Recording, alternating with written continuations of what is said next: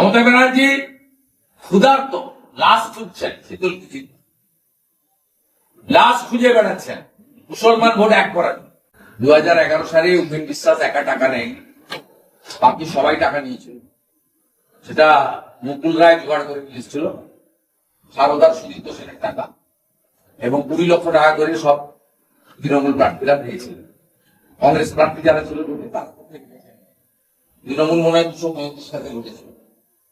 একা উপেন বিশ্বাস ছাড়া সবাই টাকা নিয়েছে 2011 সালে।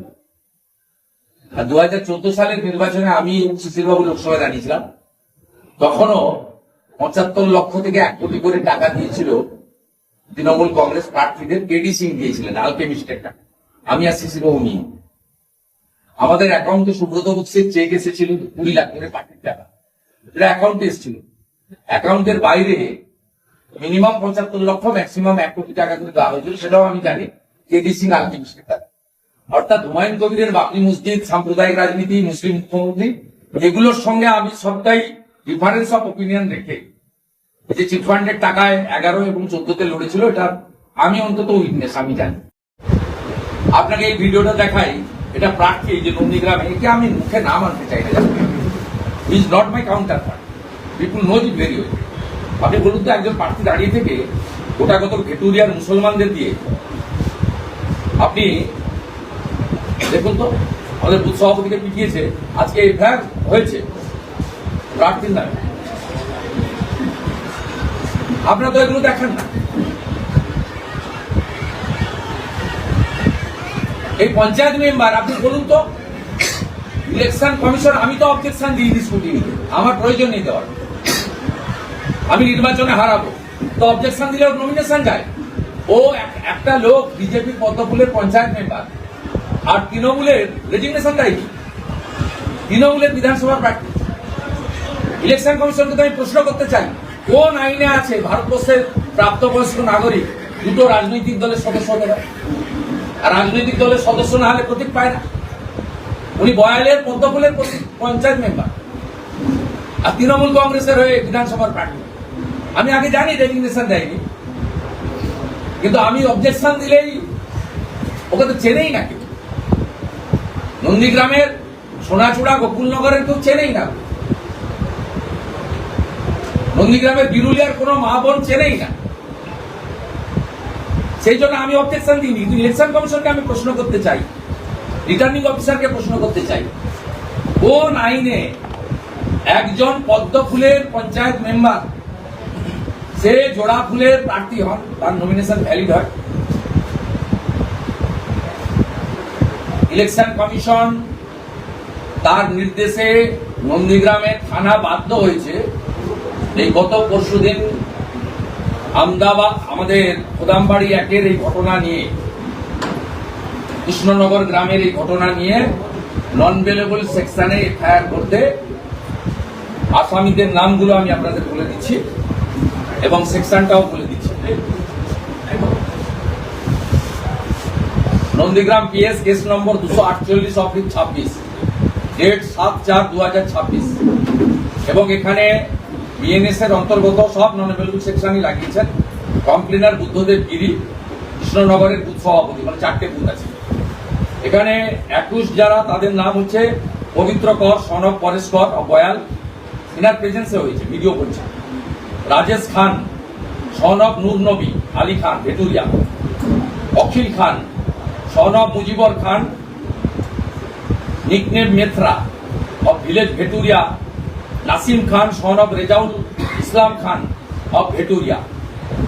স্বাভাবিকভাবে 2021-এর যে বিশেষ কমিউনিটির তৃণমূলের গুন্ডারা শুরু করেছিল গুন্ডামি, একইভাবে সেই গুন্ডামি এখনই শুরু করে দিয়েছে।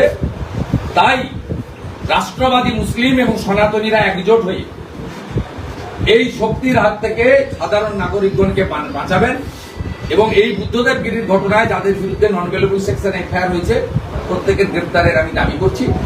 ইতিমধ্যে হলদিয়া থেকেও একটা নোটোরিয়াস তোলাবাজ, যার সঙ্গে বিজেপির কোনো সম্পর্ক নেই, বিজেপির প্রাইমারি মেম্বারশিপের তালিকাতে তার কোনো নামই নেই, নিজেকে বিজেপি বলে জাহির করে তিনি যোগ দিয়েছেন। আমার দুর্ভাগ্য এইরকম একটা তোলাবাজ নটোরিয়াস ক্রিমিনাল জেল খাটা একাধিক মামলার তাকেও টিভিতে আপনারা দেখান, হলদিয়া লাইভে তাকে দেখানো হয়। আনফরচুনেট থিং, আপনাদের তো শিক্ষা দীক্ষা আছে এই জেলার মানুষ, আপনারা এই ধরনের লোকেরকে কেন আপনারা পাবলিসিটি দেন? তিনিও কাল থেকে ধমক চমক দিচ্ছেন। আমি ইলেকশন কমিশনের পুলিশ অবজারভারকে বলবো,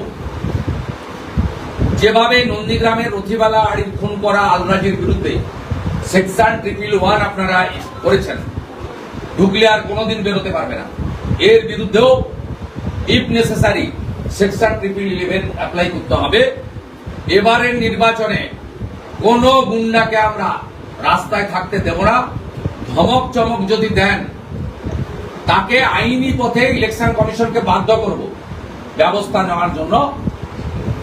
আমি ধন্যবাদ জানাবো পুলিশ অবজারভার এবং ইলেকশন কমিশন, তারা লফুল অ্যাকশন অল্প হলেও নিতে শুরু করেছে। নন্দীগ্রামে দ্বিতীয় শুভেন্দু অধিকারী একজন প্রার্থী হয়েছে, কি বলবেন? আপনাকে যে একটু খবরটা ঠিকঠাক নেই, আজকে প্রার্থী মনোনয়ন তুলে দিয়েছে। আগামীকাল অমিত শাহ সেসব করে আমাকে কিছু করতে পারবে না। আপনিও এপিডোপিট করে নাম বদলে আমার বিরুদ্ধে লড়ুন না।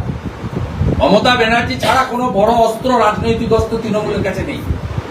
যার কাছে তৃণমূলের সবচেয়ে বড় রাজনৈতিক অস্ত্র ভোতা হয়ে যায়, তার কাছে কি আর কারোর সঙ্গে লড়তে হয়নি?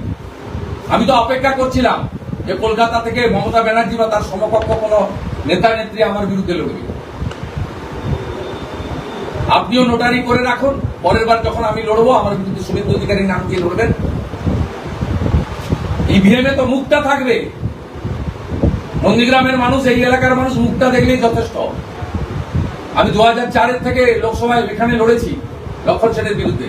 আমার যা সেদিনও লোক দেখেছে, বয়সের বৃদ্ধি এবং বয়স বৃদ্ধির সাথে সাথে শরীর মুখে যেটুকু ছাপ পড়ে, এর বাইরে যদি কোনো পরিবর্তন কেউ দেখাতে পারে তাহলে আমি তার কাছে ক্ষমা চাই।